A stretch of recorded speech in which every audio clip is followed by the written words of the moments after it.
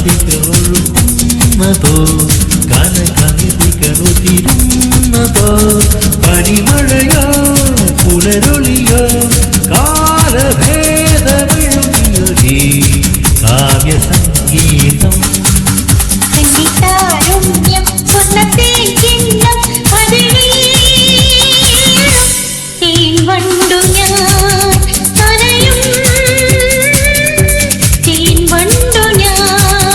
ഒരു മധുരക്കിനാവിൻ ലഹരിയിലെങ്ങോ ഉടമുലത്തൂരിഞ്ഞു